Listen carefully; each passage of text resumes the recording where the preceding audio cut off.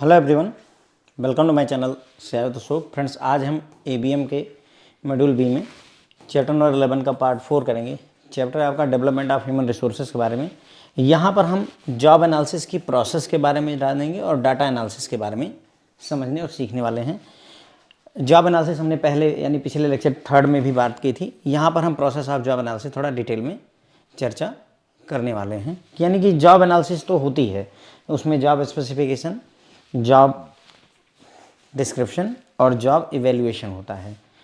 अब उस प्रक्रिया को किया कैसे जाता है उसके बारे में हम बात करेंगे। प्रोसेस ऑफ जॉब एनालिसिस की बात हम यहाँ पर करने वाले हैं। Job analysis is the process of studying and collecting information related to a job. एक जॉब से रिलेटेड जानकारी को इकट्ठा करना, स्टडी करना ही जॉब एनालिसिस कहलाता है। It provides information related to job description and job specification. जब आप ये डेटा इकट्ठा करते हैं, स्टडी करते हैं जॉब के बारे में, तो आपको जॉब डिस्क्रिप्शन के बारे में पता चलता है, जॉब स्पेसिफिकेशन के बारे में पता चलता है। The job description is the factual statement of the duties and responsibilities of specific job. अब जॉब एनालिसिस में क्या क्या चीज़ें आती हैं? तो 2 चीज़ें आती हैं, जॉब का डिस्क्रिप्शन और जॉब का स्पेसिफिकेशन। पहले भी डिस्कस कर चुके हैं, दोबारा बात करें कि जॉब डिस्क्रिप्शन क्या होता है। फैक्चुअल स्टेटमेंट होता है कि कौन कौन सी ड्यूटीज़, रिस्पॉन्सिबिलिटीज़, एक्टिविटीज़ आपको किसी पर्टिकुलर जॉब में करनी होंगी। और job description list out the activities in terms of what is to be done, how it is to be done, why it is to be done. ठीक है, तो job description आपको बताता है कि आपको क्या करना है, क्यों करना है और कैसे करना है, उसके बारे में ये डिटेल में चर्चा करता है। जॉब स्पेसिफिकेशन क्या बताता है? Is about the minimum acceptable level of knowledge, skill and other attribute necessary to perform the job. मतलब कहने का कि जॉब स्पेसिफिकेशन बताता है कि इस किसी पर्टिकुलर जॉब को करने के लिए कम से कम कितनी योग्यता होनी चाहिए, चाहे वो नॉलेज के टर्म में हो, चाहे स्किल के टर्म में हो, चाहे अदर एट्रीब्यूट बिहेवियर वगैरह के बारे में हो, तो वो जॉब स्पेसिफिकेशन में आता है। It incorporates the standard of individuals' designated qualities to perform a job at an acceptable level। तो इसमें क्या आता है? इसमें होता है standard of individuals designated to qualities to perform a job at acceptable level. किसी जॉब को करने के लिए कौन कौन सी क्वालिटीज़ होनी चाहिए व्यक्ति के अंदर में, उन सब की बात करता है job specification. Therefore the process of conducting job analysis should be well defined, scientific, transparent, objective and based on concrete information और data। तो इसलिए जो अगर आप जॉब एनालिसिस कंडक्ट कर रहे हैं तो ये वेल डिफाइंड होनी चाहिए, साइंटिफिक होनी चाहिए, ट्रांसपेरेंट होनी चाहिए, ऑब्जेक्टिव होनी चाहिए और कंक्रीट इन्फॉर्मेशन पर आधारित होनी चाहिए। The source of data, process of data collection and process of data analysis are integral part of job analysis process. तो अगर आप जॉब एनालिसिस करना चाहते हैं तो उसमें 3 चीज़ें करनी होंगी। पहला, डेटा किसी न किसी जगह से, जॉब से रिलेटेड डेटा किसी न किसी सोर्स से उठाना पड़ेगा, तो सोर्स ऑफ डेटा। दूसरा, डेटा कैसे कलेक्ट करोगे, डेटा तो है पर कलेक्ट कैसे करोगे, तो प्रोसेस ऑफ डेटा कलेक्शन। और एक बार डेटा इकट्ठा हो गया तो उस डेटा की एनालिसिस कैसे की जाएगी, उस पर हमें बात करनी है। तो इन्हीं तीनों चीज़ों के बारे में हमें आगे डिस्कस करना है। पहला सोर्स ऑफ डेटा, दूसरा प्रोसेस ऑफ डेटा कलेक्शन, तीसरा जो है प्रोसेस ऑफ डेटा एनालिसिस। इन्हीं तीनों के बारे में फर्दर ये लेक्चर पूरा का पूरा चलने वाला है। ठीक है, तो हमने यहाँ देखा प्रोसेस ऑफ जॉब एनालिसिस में कि जॉब एनालिसिस का मतलब होता है कि किसी पर्टिकुलर जॉब से रिलेटेड इन्फॉर्मेशन को कलेक्ट करना, उसके बारे में स्टडी करना होता है। ठीक है, ये हमें जानकारी देता है किससे रिलेटेड, जॉब डिस्क्रिप्शन के बारे में, जॉब स्पेसिफिकेशन के बारे में। अगर आप जॉब एनालिसिस करते हैं तो आपको जानकारी मिलेगी जॉब डिस्क्रिप्शन की, जॉब स्पेसिफिकेशन की। जॉब डिस्क्रिप्शन क्या होता है? ये जानना कि इस पर्टिकुलर जॉब में करना क्या है, एक्टिविटीज़ कौन कौन सी परफॉर्म करनी है, क्या करना है, कब करना है, कैसे करना है, कहाँ करना है, काइंड ऑफ दैट, ये सारी चीज़ें जॉब डिस्क्रिप्शन में आती हैं। जॉब स्पेसिफिकेशन में क्या एजुकेशनल क्वालिफिकेशन, क्या स्किल सेट होना चाहिए, क्या बिहेवियरल एट्रीब्यूट होना चाहिए, क्या एज होनी चाहिए, ये सारी चीज़ें जो है आपका जॉब स्पेसिफिकेशन में आ जाता है। ठीक है, उसके बाद में अगर जॉब एनालिसिस कर रहे हैं तो जॉब एनालिसिस आपकी वेल डिफाइंड, साइंटिफिक और ट्रांसपेरेंट वगैरह होनी चाहिए, बेस्ड ऑन फैक्चुअल इन्फॉर्मेशन यानी एग्जैक्ट डेटा के आधारित होनी चाहिए। तो अगर जॉब एनालिसिस करनी है तो उसमें 3 चीज़ें आपको करनी होगी। सोर्स ऑफ डेटा अरेंज करना होगा, प्रोसेस ऑफ डेटा कलेक्शन करना होगा, प्रोसेस ऑफ डेटा एनालिसिस करनी होगी। तो तीनों के बारे में ही हम चर्चा करने वाले हैं। गोइंग फॉरवर्ड हम इन्हीं तीनों के बारे में चर्चा करेंगे। Sources of data information for analysing a job, data can be obtain from various stake holders and expert. मतलब कहने का कि किसी जॉब को एनालाइज करने के लिए जो डेटा है वो डिफरेंट स्टेक होल्डर से और एक्सपर्ट से इकट्ठा किया जा सकता है। तो कौन कौन है जो हमें ये डेटा प्रोवाइड कर सकते हैं?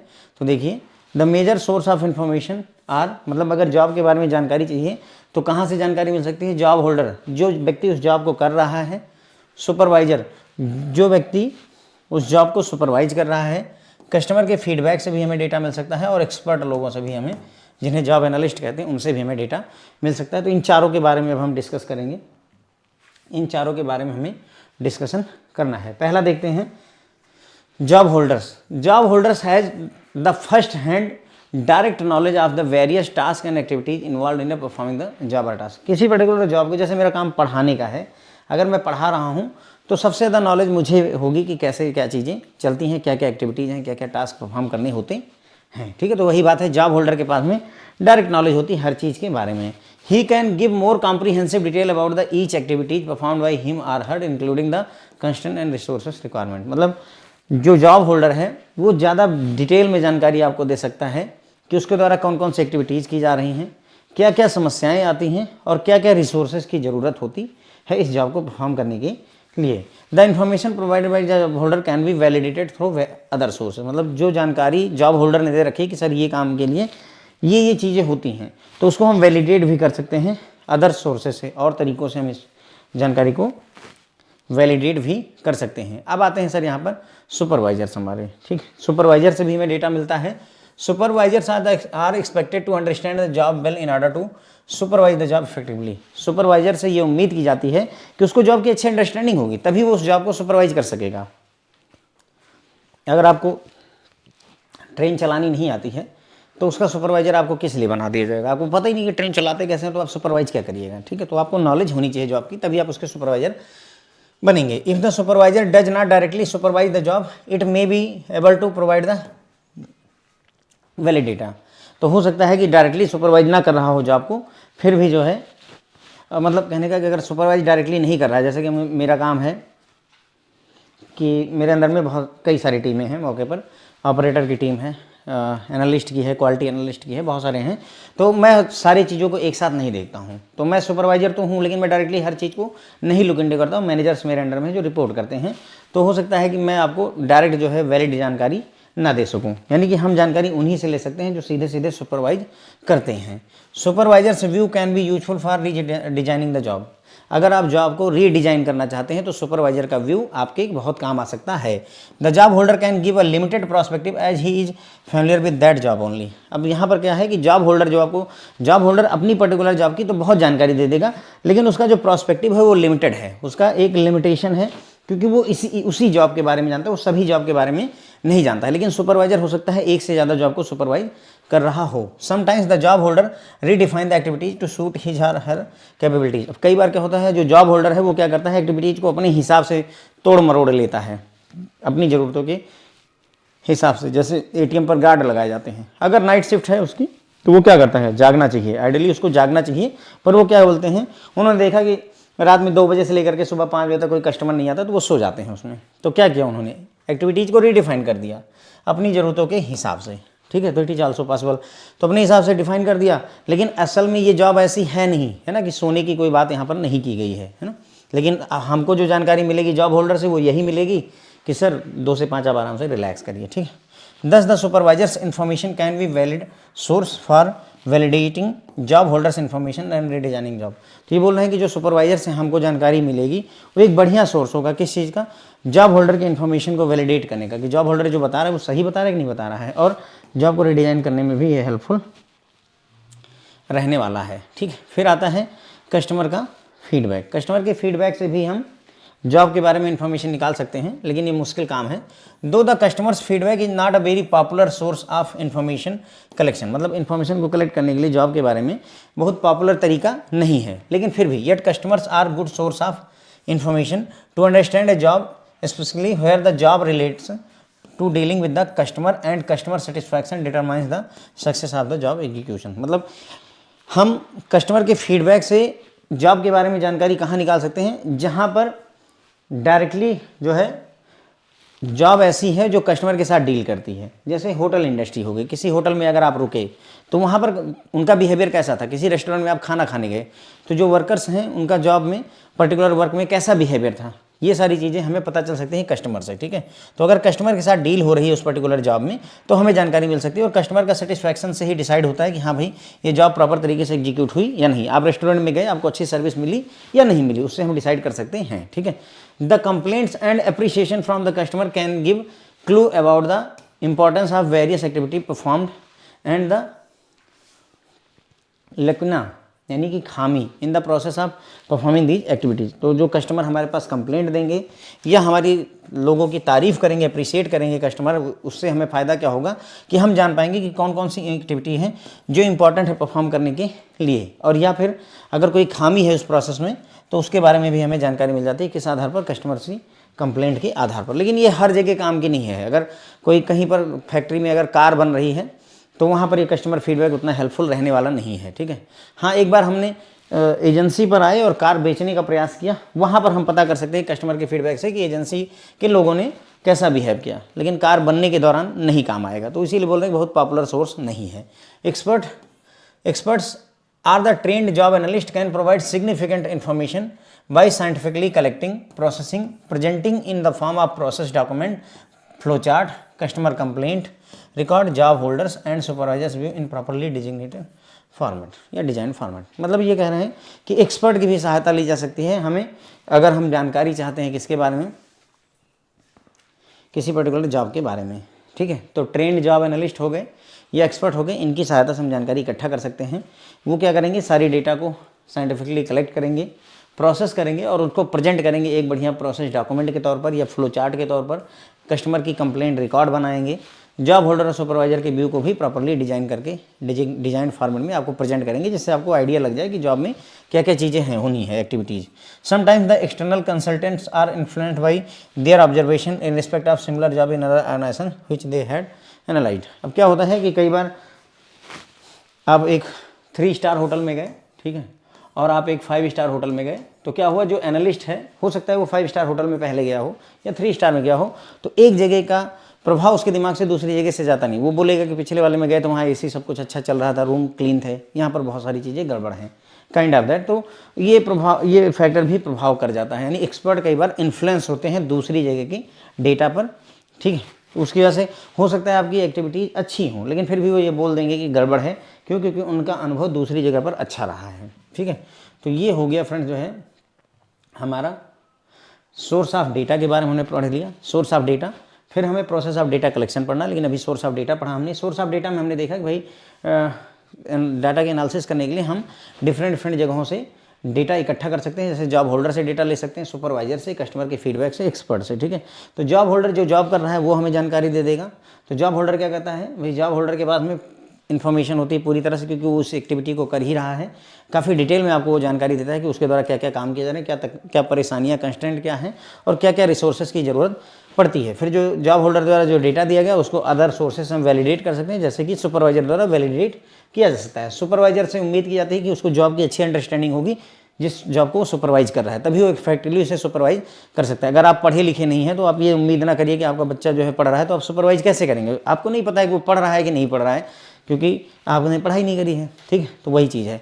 तो सुपरवाइजर अगर डायरेक्टली सुपरवाइज नहीं कर रहा है जॉब को, तो हो सकता है वो आपको सही डेटा ना दे सके। सुपरवाइजर का व्यू जो है जॉब को रीडिजाइन करने में आपकी मदद करता है।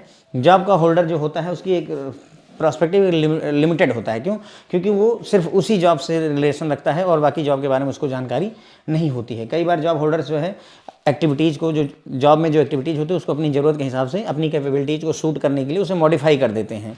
तो अगर मॉडिफाई कर देंगे तो वही जानकारी आपको जॉब होल्डर दे देगा जो वो अपने हिसाब से मॉडिफाई किया है। लेकिन सुपरवाइजर को जानकारी होती है कि हाँ क्या होना चाहिए, तो इस तरीके से जो जॉब होल्डर की जानकारी है उसको हम सुपरवाइजर की जानकारी से वैलिडेट कर सकते हैं। फिर आता है कस्टमर का फीडबैक। तो कस्टमर का फीडबैक कोई बहुत मशहूर तरीका नहीं है डेटा कलेक्शन का, इन्फॉर्मेशन कलेक्ट करने का, लेकिन फिर भी ऐसी जगह जहाँ पर जॉब कस्टमर से इंटरेक्शन रखती है वहाँ पर कस्टमर का फीडबैक हमारे लिए मायने रखता है। कस्टमर कितना सेटिस्फाइड हुआ हमारे वर्क से, इसीलिए देखिए कंपनियाँ क्या करती हैं, आप जब भी उनसे इंटरेक्ट करते हैं तुरंत ही सेटिस्फैक्शन के लिए आजकल व्हाट्सएप पे मैसेज आता है, ईमेल आ जाता है कि आप बताएं कि रेटिंग दें हमको कि आपने जो इंटरेक्शन किया हमारे साथ वो कैसा रहा है, तो वो क्या हो रहा है, कस्टमर का फीडबैक आपसे लिया जा रहा है, ठीक है। उसके बाद में कंप्लेंट और अप्रिशिएशन जो कस्टमर से रिसीव होते हैं, उससे हमें एक आइडिया लगता है कि हाँ हमारी जो एक्टिविटी है उसमें क्या एक्टिविटी हमसे गड़बड़ हो रही है, कहाँ पर कमियाँ हैं और क्या अच्छा परफॉर्म हम कर पाए हैं। फिर आते हैं एक्सपर्ट। एक्सपर्ट लोग होते हैं, इन्हें ट्रेंड जॉब एनालिस्ट कहा जा सकता है, एक्सपर्ट कहा जा सकता है। इनका काम ही होता है कि डेटा को साइंटिफिकली कलेक्ट करना, प्रोसेस करना और फिर उसको एक अच्छे तरीके से फ्लो चार्ट वगैरह में प्रेजेंट करना, जिससे कि चीज़ें समझ में आए। अब यहाँ पर भी जो एक्सटर्नल कंसल्टेंट है जिसको आपने हायर किया है एक्सपर्ट के तौर पर, हो सकता है वो दूसरे ऑर्गेनाइजेशन में उस जॉब को दूसरे तरीके से होता हुआ देखे, तो इस वजह से वो जो है उससे प्रभावित रहता है, इन्फ्लुएंस्ड रहता है। तो अगर वो दूसरे ऑर्गेनाइजेशन के वर्क से उस जॉब से इन्फ्लुएंस्ड है तो मे बी कि आपको बेहतर जानकारी ना दे, थोड़ा बहुत बायस्ड हो सकता है, ठीक है। फिर आता है प्रोसेस ऑफ डेटा कलेक्शन। तो डेटा कलेक्शन कैसे किया जा सकता है, 3 तरीकों से किया जा सकता है। एक होता है फ्रेंड्स इंटरव्यू, दूसरा होता है क्वेश्चनेयर और तीसरा होता है ऑब्जर्वेशन। तीनों ही हमें पढ़ना है यहाँ पर। 3 तरीके से जो है डेटा कलेक्ट किया जाता है। डेटा कलेक्शन 3 तरीकों से, इंटरव्यू, पहला इंटरव्यू देखते हैं, फिर questionnaire. Interview is the most popular method of data collection. अगर आपको किसी जॉब के बारे में डेटा कलेक्ट करना है तो सीधे इंटरव्यू के लिए बुला दीजिए जो वर्क कर रहा है बंदा, ठीक है। The job analyst interact with the job holder and his her supervisor to gather the information related to the activities involve performing the job successfully. तो यहाँ क्या होगा, जो जॉब एनालिस्ट है वो बातचीत करेगा किससे, जॉब होल्डर से और उसके सुपरवाइजर से, ताकि वो इन्फॉर्मेशन गैदर कर सके जो भी जॉब की जा रही है उसमें कौन कौन सी एक्टिविटीज़ होनी है उसके बारे में जानकारी प्रॉपर तरीके से उसको मिल जाती है। This interview help in getting the list of skills both technical and behavioural in performing the job. तो ये इंटरव्यू से क्या फ़ायदा होता है कि हमें एक्सपर्ट को एक आइडिया लग जाता है कि कौन कौन सी स्किल चाहिए होती है इस जॉब को अच्छे से करने के लिए, चाहे वो टेक्निकल स्किल हो चाहे बिहेवियर से रिलेटेड स्किल्स हो। Sometimes a structured questionnaire is prepared by the analyst to elicit the relevant response. कई बार क्या होता है कि क्वेश्चनियर बना लिया जाता है, यानी कि एकदम फिक्स कर लिया गया कि हम यही क्वेश्चन पूछेंगे इंटरव्यू में, रैंडम क्वेश्चन पूछने के बजाय फिक्स कर लिया कि हम हर कैंडिडेट से एक स्ट्रक्चर्ड क्वेश्चनियर बना लेंगे, कई सारे क्वेश्चंस का सेट बना लेंगे ताकि हम हर आदमी का रिस्पांस दे सकें, हर जो आपका जॉब होल्डर है, हर सुपरवाइजर उसका रिस्पांस दे सके। आंसर्स में भी ओपन एंडेड टू दो स्ट्रक्चर्ड क्वेश्चन, मतलब जो हमने स्ट्रक्चर्ड क्वेश्चन बनाए हैं उनके आंसर MCQ फॉर्मेट में नहीं होगी, ओपन एंडेड होगी कि आप आंसर चाहे जो देना चाहो, वो fill in the blanks type का है, फिल इन द ब्लैंक्स में आप भर सकते हैं, okay. Similar structured questionnaire may be use to get the information from the supervisor. तो जॉब होल्डर से भी पूछा और सुपरवाइजर से भी सेम क्वेश्चनर हम यूज कर सकते हैं। The analyst should be friendly and develop a trustworthy relationship so that he can receive real and frank answer to the query. मतलब ये बोल रहे हैं कि जो भी एनालिस्ट है उसको फ्रेंडली होना चाहिए और वो एक मतलब विश्वसनीय रिलेशनशिप इस्टेब्लिश करे इंटरव्यू के समय पे, ताकि उसे सही वाली जानकारी और फ्रैंक आंसर्स मिल सकें, चापलूसी वाले आंसर ना मिलें, ठीक है। Effort should be made to collect the fact rather than the opinion. हमें कोशिश ये करनी है कि इंटरव्यू के दौरान हम फैक्ट इकट्ठा करेंगे, ना कि राय। राय तो मैं भी देता रहता हूँ ना, जैसे मतलब कि मेरे हिसाब से ये होना चाहिए, तो ये मेरी राय है, हम फैक्ट की बात वहाँ पर नहीं कर रहे हैं। अब आता है questionnaire. Questionnaire technique is very useful when the information is collected from many job holders performing similar job to have a broader and comprehensive view about the job description, knowledge and skill required to perform the job। मतलब questionnaire technique तब फायदे का सौदा है जब हम एक साथ काफ़ी सारे लोगों से जानकारी लेना चाहते हैं। 1 लाख लोग हैं, सबका इंटरव्यू बुला करके करवा पाना बहुत समय लगेगा। तो हम क्या करेंगे, एक वेबसाइट बनाई, वहाँ पर क्वेश्चन डाल दिए, ठीक है, क्वेश्चनर बना करके डाल दिया और सबसे उनकी जानकारी मांग ली, ताकि हमें जो है एक ब्रॉडर और कॉम्प्रिहेंसिव जानकारी मिल सके जॉब डिस्क्रिप्शन के बारे में, जॉब स्पेसिफिकेशन के बारे में, ठीक है। This method is more economical और फास्टर देन इंटरव्यू मेथड। ये मतलब सस्ता भी है और जल्दी भी होगी इसमें इंटरव्यू के मुकाबले। क्यों? क्योंकि इंटरव्यू में सोचिए ना, 1 लाख एम्प्लॉई हैं, अगर PNB में 1 लाख से ज़्यादा लोग हैं, सबका इंटरव्यू लेने बैठ जाओगे तो परेशानी हो जाएगी। तो बेहतर क्या रहेगा, बेहतर रहेगा कि वो HRMS में एक जो है वेबसाइट, एक लिंक अवेलेबल करवा दी और वहाँ से क्वेश्चनर के आंसर ले लिए।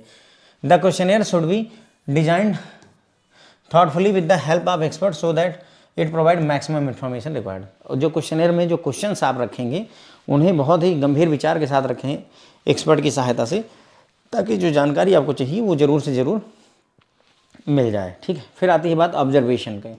ऑब्जर्वेशन, ऑब्जर्व करना, मतलब आपका बच्चा पढ़ रहा है, आप उसे देख रहे हैं, दैट्स काइंड ऑफ ऑब्जर्वेशन, ठीक है। तो ऑब्जर्वेशन में क्या होता है, observing an employee while working on a job is considered as important method for conducting a job analysis exercise. अगर जॉब एनालिसिस एक्सरसाइज करना चाहते हैं तो एम्प्लॉय को ऑब्जर्व करिए, उसे उस काम को करते हुए देखिए अपनी आंखों से, ठीक है, तो ये ज़्यादा अच्छा रहता है। It can be through video taping और remote monitoring through video camera also if the job holder uncomfortable है, जब उसे ऑब्जर्व, मतलब अगर किसी को लगता है कि अब खड़े रहोगे तो वो गलती करने लगेगा, तो आप उसकी रिकॉर्डिंग करवा लीजिए या उसको रिमोट मतलब कैमरा लगवा करके सीसीटीवी से देख लीजिए, ऑब्जर्व कर लीजिए, कोई दिक्कत नहीं है, ठीक है।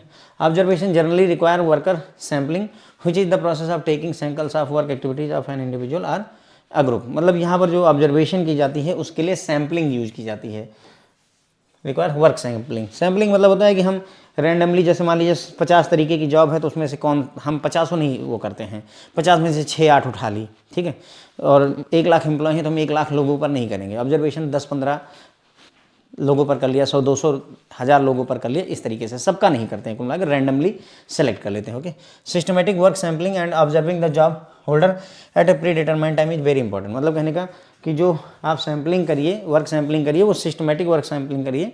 वो सिस्टमेटिक वर्क सैम्पलिंग मतलब कि हर 10वां व्यक्ति हमने जैसे सेलेक्ट कर लिया है ना, roll number wise, employee ID wise, ऐसा, और उसके बाद में एक प्री डिटरमाइंड टाइम पर उनको ऑब्जर्व करना जरूरी हो जाता है। अब चैलेंज ये है कि इस मेथड के साथ कि जॉब होल्डर जनरली पता होता है कि उसे जो है ऑब्जर्व किया जा रहा है, तो जब उसको पता है, जैसे पता है कि पापा देख रहे हैं, तो बच्चा उस समय मेहनत मन लगा के करता है वो हरकतें जो है तभी करता है जब उसको लगता है कि कोई देख नहीं रहा है, तो ये एक चैलेंज है एक तरीके से, ठीक है। Observation method is generally more time consuming compare to the interview and questionnaire, obviously इसमें बहुत ज़्यादा समय लगेगा क्योंकि आप ऑब्जर्व कर रहे हैं, अब दिन भर ऑब्जर्व करिए कितना समय लगेगा ना, but provides more and much detailed and accurate data about the activities perform and their method of, लेकिन इसमें क्या है कि जो जानकारी आएगी वो बहुत एक्यूरेट और डिटेल में होती है, क्योंकि आप पूरा दिन जो है एक वर्कर को उस एक्टिविटी को परफॉर्म करते हुए देख रहे हैं, ठीक है ना। एक होता है कि हाँ बस हमने जो है समझ लिया कि ये होना चाहिए, बातें करी और समझ लिया, एक है कि नहीं हम पूरा देख रहे हैं कि हाउ इट इज़ हैपनिंग, जैसे मैं पढ़ा रहा हूँ तो ये पीडीएफ मैंने बनाई है, इसके पहले क्या क्या हुआ है, आप उसको बैठ करके ऑब्जर्व करें कि हाँ कैसे कैसे प्रोसेस पूरी चली हुई है, तो ज़्यादा अंडरस्टैंडिंग अच्छी होती है, ठीक है। तो प्रोसेस ऑफ डेटा कलेक्शन में 3 तरीके हैं, इंटरव्यू से डेटा कलेक्ट कर सकते हैं, क्वेश्चनर से डेटा कलेक्ट कर सकते हैं, और तीसरा है ऑब्जर्वेशन, ठीक है। तो ये 3 तरीके हैं। इंटरव्यू सबसे पॉपुलर तरीका है डेटा कलेक्शन का, टाइम कंज्यूमिंग है लेकिन पॉपुलर है। इसमें जॉब होल्डर या उसके सुपरवाइजर को बुला करके इंटरव्यू लेते हैं ये जानने के लिए कौन कौन सी एक्टिविटी इस जॉब में की जाती है, ठीक है। इसमें इंटरव्यू में हमें ये भी पता चल जाता है कि कौन कौन सी स्किल्स चाहिए होती हैं व्यक्ति को उस पर्टिकुलर जॉब को करने के लिए, चाहे वो टेक्निकल स्किल हो चाहे बिहेवियरल स्किल हो। स्ट्रक्चर्ड क्वेश्चनियर तो वैसे अलग चीज़ है, लेकिन स्ट्रक्चर क्वेश्चनियर भी इंटरव्यू में यूज किए जा सकते हैं, स्ट्रक्चर क्वेश्चनियर भी बनाए जा सकते हैं ताकि एक प्रॉपर रिस्पांस हमें मिल सके। आंसर जो है ओपन एंडेड होने चाहिए, फिक्स नहीं होने चाहिए कि यस या नो में आंसर करना, ऐसा नहीं होना चाहिए, उसकी मर्जी पर है, जो आंसर देना चाहे वो दे दे, ओपन एंडेड आंसर होना चाहिए। और उसके बाद में सुपरवाइजर से भी ये क्वेश्चन सिमिलर क्वेश्चनियर पूछे जा सकते हैं, दिए जा सकते हैं। ओके, एनालिस्ट फ्रेंडली होना चाहिए और ट्रस्ट वर्थी रिलेशनशिप बनाए ताकि उसको सही जवाब मिले, चापलूसी वाले जवाब ना मिले। कोशिश ये की जानी चाहिए कि यहाँ पर हम डेटा इकट्ठा करेंगे, फैक्ट इकट्ठा करेंगे, ओपिनियन किसी की राय नहीं चाहिए होती है, असलियत में क्या हो रहा है ये जानना होता है। फिर आता है दूसरा तरीका क्वेश्चनियर का। क्वेश्चनियर बहुत हेल्पफुल है जब एक साथ बहुत सारे जॉब होल्डर्स से जो सिमिलर टाइप की जॉब करते हैं उनसे अगर आपको डेटा इकट्ठा करना है जॉब के बारे में, तो क्वेश्चनियर बेस्ट तरीका है। इससे आपको जॉब डिस्क्रिप्शन के बारे में, जॉब स्पेसिफिकेशन दोनों के बारे में आपको जानकारी मिल जाती है। ये ज़्यादा सस्ता पड़ता है, इकोनॉमिकल है और तेज़ होता है, क्योंकि तेज़ होता है इंटरव्यू मेथड के मुकाबले। क्यों तेज़ होता है? क्योंकि इंटरव्यू में एक एक व्यक्ति को बुलाना है और इसमें एक साथ सबको क्वेश्चनियर बांटे जा सकते हैं, ठीक है। क्वेश्चनियर जो है डिज़ाइन ऐसे किया जाना चाहिए कि हम एक्सपर्ट की सहायता लें ताकि जो मैक्सिमम इन्फॉर्मेशन है वो हमें उस क्वेश्चनियर से मिल सके। फिर तीसरा तरीका ऑब्जर्वेशन। ऑब्जर्वेशन में जो एम्प्लॉय जॉब कर रहा है उसको देखिए, खड़े होकर के ऑब्जर्व करिए, ठीक है, तब आप जॉब एनालिसिस कर रहे हैं वहाँ पर ऑब्जर्वेशन के थ्रू। अगर कंफर्टेबल नहीं फील कर रहा है जिसको ऑब्जर्व करना है तो आप वीडियो टेपिंग करवा लीजिए, वीडियो बनवा लीजिए, बाद में देख लीजिए, या जो है सीसीटीवी रिमोट मॉनिटरिंग वगैरह से भी आप ऑब्जर्वेशन कर सकते हैं, ठीक है। इसमें वर्क सैम्पलिंग करनी होती है ताकि जो है वर्क सैम्पलिंग मतलब ये हुआ कि मतलब हम जो है सभी एम्प्लॉय 1 लाख एम्प्लॉय हैं तो हम 1 लाख एम्प्लॉयों को ऑब्जर्व नहीं कर सकते, वो असंभव है, तो हम सैम्पलिंग का यूज़ करते हैं। सैम्पलिंग का क्या मतलब होता है? जैसे आपके घर में जो है मान लीजिए 12 सदस्य हैं, तो हमें ये जानना है कि आपके घर वाले कैसे हैं, तो 2-4 लोगों को अगर हम इंटरव्यू कर लें तो काम बन जाता है। तो हम 2-4 कैसे सेलेक्ट करेंगे, उन 4 लोगों को कैसे सेलेक्ट करें, कुछ क्राइटेरिया होगा, वही सैम्पलिंग हो गई, ठीक है। ABM में मॉड्यूल A में सैम्पलिंग हमने पढ़ा हुआ है, कई 4 तरीके की रैंडम सैम्पलिंग है ना, स्ट्रेटाफाइड सैम्पलिंग, बहुत सारी सैम्पलिंग होती हैं, हमने डिस्कस किया हुआ है, ठीक है। उसके बाद में इस मेथड में चैलेंज क्या है कि जॉब होल्डर को जनरली पता होता है कि उसे ऑब्जर्व किया जा रहा है, तो इसलिए वो अच्छा बिहेव कर सकता है। मतलब जब उसको पता है ना कि आजकल बॉस जो है घूम रहे हैं, ऑब्जर्व कर रहे हैं, तो he may be behaving good. Okay, तो एक प्रॉब्लम रहती है। तो ये ज़्यादा टाइम कंज्यूमिंग है, इंटरव्यू और क्वेश्चनर के मुकाबले इसमें ज़्यादा समय लगता है, लेकिन हाँ ये है कि इसकी जो जानकारी होती है मच डिटेल्ड और एक्यूरेट इन्फॉर्मेशन आपको मिलती है। ठीक है, अब आता है सर डेटा एनालिसिस की बात। ये तीसरा काम था। ठीक है, प्रोसेस ऑफ जॉब एनालिसिस में 3 काम करने थे। सोर्स ऑफ डेटा, सोर्स कहाँ से होगा, फिर डेटा कलेक्शन कैसे होगा, और फिर जो डेटा मिल गया तो इसकी डेटा एनालिसिस। डेटा एनालिसिस में बेसिकली हम 2 ही चीज़ों को डिस्कस कर लेंगे, अभी आप देखिएगा। Job analysis, job specification, job description को दोबारा से पढ़ने वाले हैं। ठीक है, बस after collection of data from different stakeholder through interview, observation and questionnaire method, it is discuss with the expert to clearly draw the job description and job specification. एक बार आपने डेटा इकट्ठा कर लिया डिफरेंट स्टेक होल्डर से, ठीक है, data इकट्ठा कर लिया जॉब होल्डर से, कस्टमर फीडबैक से, सुपरवाइजर से, एक्सपर्ट से, तो कैसे इकट्ठा किया था, इंटरव्यू करवाया था, ऑब्जर्वेशन करवाया था, क्वेश्चन वगैरह करवाया था। तो एक बार आपने डेटा इकट्ठा कर लिया, तो अब क्या करते हैं आप एक्सपर्ट की सहायता से डिस्कशन करके जॉब डिस्क्रिप्शन और जॉब स्पेसिफिकेशन को ड्रॉ करते हैं, क्लियरली ड्रॉ करते हैं। ये जानते हैं कि भाई इस जॉब में क्या क्या काम करनी है और कौन कौन सी एजुकेशनल या फिर जो है स्किल्स होनी चाहिए। जॉब डिस्क्रिप्शन को फॉलोइंग हेड में प्रेजेंट किया जाता है। देखिए जॉब डिस्क्रिप्शन में क्या क्या चीज़ें आती हैं, अभी तक तो हमने यही देखा ना जॉब डिस्क्रिप्शन में क्या होता है कि जॉब डिस्क्रिप्शन में कौन कौन सी एक्टिविटी होती हैं, तो ये एक्टिविटीज़ की लिस्ट दी हुई है, एग्जाम में पूछा सकता है। जॉब डिस्क्रिप्शन में जॉब आइडेंटिफिकेशन आता है, जॉब की समरी आती है, ड्यूटीज परफॉर्म्ड आता है, सुपरविजन गिवन एंड रिसीव्ड होता है, और भी हैं हमें भी डिस्कस करेंगे। तो जॉब आइडेंटिफिकेशन का मतलब हुआ जॉब का टाइटल क्या है, अगर कोई टाइटल का दूसरा सजेशन है, जैसे क्लर्क बोलते हैं, हेड कैशियर बोल देते हैं, तो अगर कोई अल्टरनेट सजेस्टेड टाइटल है तो वो भी किस डिपार्टमेंट में है आप काम करते हैं, कौन सा प्लांट है आपका, कौन सा जॉब कोड है, जॉब कोड होता है। तो ये सारी चीज़ें जॉब आइडेंटिफिकेशन में। जॉब की summary, it is definition of the job and further explanation of the job title. मतलब ये जॉब समरी मतलब जॉब की डेफिनेशन है कि जॉब समरी मतलब क्या होगा इस जॉब में, वो हो गया, और जॉब टाइटल का एक्सप्लेनेशन टाइप का ये होता है। कौन कौन सी ड्यूटीज इसमें परफॉर्म की जाती हैं, तो it is the heart of JD. JD का मतलब होता है जॉब डिस्क्रिप्शन, तो ये हार्ट है जॉब डिस्क्रिप्शन का। कौन कौन सी ड्यूटी करनी होगी, which include the list of all activities along with how it is done and purpose behind each activity, what, how and why of a job. ठीक है,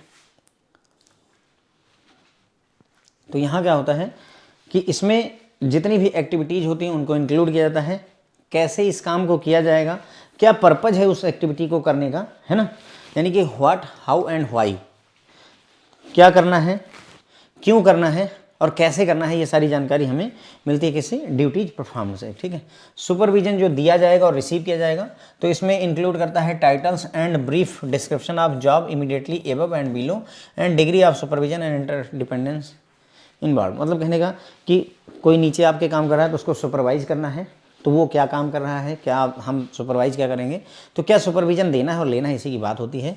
रिलेशन टू अदर जॉब्स, दूसरी job के साथ क्या relation है, this identifies vertical and horizontal relationship of work flow and procedure. तो ये क्या करता है, आइडेंटिफाई करता है क्या चीज़, वर्टिकल और horizontal relationship of work flow और प्रोसीजर का, यानी कि एक जॉब का दूसरी जॉब से क्या लेना देना है। वर्टिकली यानी एक जॉब यहाँ एक जॉब यहाँ, और हॉरिजॉन्टली मतलब एक जॉब यहाँ एक जॉब यहाँ, ये मतलब डिपार्टमेंट होते हैं ना एक जैसे आईटी, एचआरडी, इस तरीके से, तो वो हॉरिजॉन्टल हो गया, और वर्टिकली एक के ऊपर एक हायरार्की में।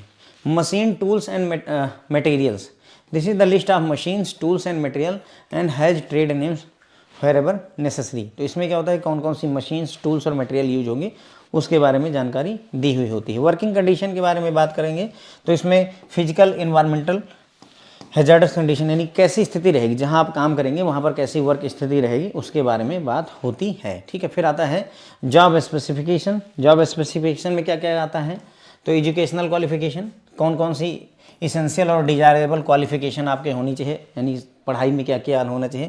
प्रोफेशनल क्वालिफिकेशन में कौन कौन से सर्टिफिकेट और ट्रेनिंग होनी चाहिए आपके पास में, जैसे आपका CIB वगैरह हो गया।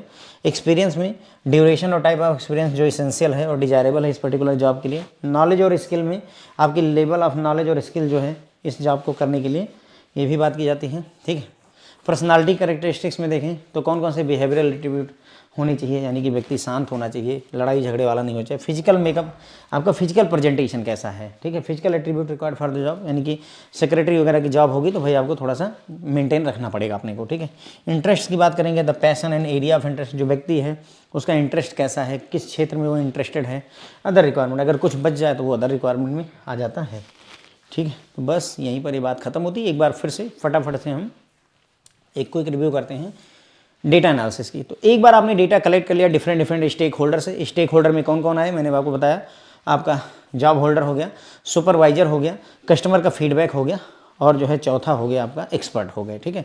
डेटा इकट्ठा कैसे किया आपने, इंटरव्यू के थ्रू, ऑब्जर्वेशन के थ्रू या क्वेश्चनियर के थ्रू। अब इसको आप एक्सपर्ट के सामने रखते हैं ये सारा डेटा इकट्ठा करके, और उसमें से निकालते हैं जॉब का डिस्क्रिप्शन और जॉब का स्पेसिफिकेशन कि हाँ इस जॉब के लिए क्या क्या काम करने होंगे और इस जॉब के लिए क्या क्या क्वालिफिकेशन होनी चाहिए। अब ये तो मैंने ऐसे ही बता दिया कि क्या क्या एक्टिविटीज़ करनी होगी, तो जॉब डिस्क्रिप्शन यही इतना। लेकिन जॉब डिस्क्रिप्शन केवल इतने में ही नहीं निपटता, जॉब डिस्क्रिप्शन में बहुत सारी चीज़ें आती हैं। जॉब डिस्क्रिप्शन में जॉब आइडेंटिफिकेशन, यानी जॉब को किस नाम से जाना जाएगा, अगर कोई दूसरा नाम है तो वो बताएं, किस प्लांट में आप काम करेंगे, किस डिपार्टमेंट में रहेंगे। जॉब की समरी आपको डेफिनेशन देता है जॉब के बारे में। ड्यूटीज़ कौन कौन सी की जाएंगी, तो इसमें होता है कि भाई ऑल एक्टिविटी जो कि की जाएंगी, कैसे की जाएंगी, कब करी जाएंगी, क्या वजह है इस काम को करने का, हाउ यानी व्हाट, हाउ एंड व्हाई, ये सारी चीज़ें इसमें आ जाती हैं। सुपरविजन और गिवन और रिसीव्ड में अगर हम बात करें तो इसमें टाइटल और ब्रीफ डिस्क्रिप्शन जॉब, ठीक है। तो मतलब कहने का कि कौन किसको सुपरवाइज कर रहा है, किस लेवल का सुपरविजन होगा, ये सारी बातें होती हैं। अदर जॉब से हमारी जॉब का क्या लेना देना है, क्या रिलेशनशिप है, ये भी बताता है। कौन से मशीन्स और टूल्स यूज होंगे तो वो भी हमें जानकारी मिलती है। वर्किंग कंडीशन कैसी रहने वाली है, क्या वहाँ पे फिजिकल इन्वायरमेंटल इंक्लूडिंग हैजार्डस, क्या ऐसा तो नहीं केमिकल वगैरह का दिक्कत है, आग लगने का डर है, काइंड ऑफ दैट। ये सारी चीज़ें भी आपका किसमें जॉब आइडेंटिफिकेशन, जॉब डिस्क्रिप्शन में आ जाती हैं, ठीक है। जॉब स्पेसिफिकेशन में आपकी नॉलेज स्किल्स की बात होती है, एजुकेशनल क्वालिफिकेशन क्या क्या होनी चाहिए, यानी पढ़ाई कहाँ तक की हो। प्रोफेशनल में आपका कौन सा सर्टिफिकेट या ट्रेनिंग वगैरह है। एक्सपीरियंस में कितने साल का अनुभव होना चाहिए। नॉलेज और स्किल में आपके नॉलेज का लेवल कैसा है, पढ़ा लिखा सब कुछ किया, डिग्री सब लेके बैठे हो, लेकिन नॉलेज है आपको, स्किल है उस काम को करने की। पर्सनालिटी कैसी होनी चाहिए, है ना। जैसे एयर होस्टेस वगैरह की जो जॉब होती है वहाँ पर पर्सनालिटी कैरेक्टरिस्टिक्स और फिजिकल मेकअप बहुत मायने रखता है। आप देखिए जो भी एयर होस्टेस वगैरह आपको दिखेंगे उन अलग ही प्रेजेंटेशन उनका रहता है, तो ये उससे रिलेटेड है, ओके। इंटरेस्ट किस क्षेत्र में आप इंटरेस्टेड हैं, एरिया ऑफ इंटरेस्ट, पैशन आपका क्या है, और यहाँ पर आ जाती है अदर रिक्वायरमेंट, ठीक है मैम। तो बस यहीं पर अपना लेक्चर खत्म हो जाता है। Thank you so much friends.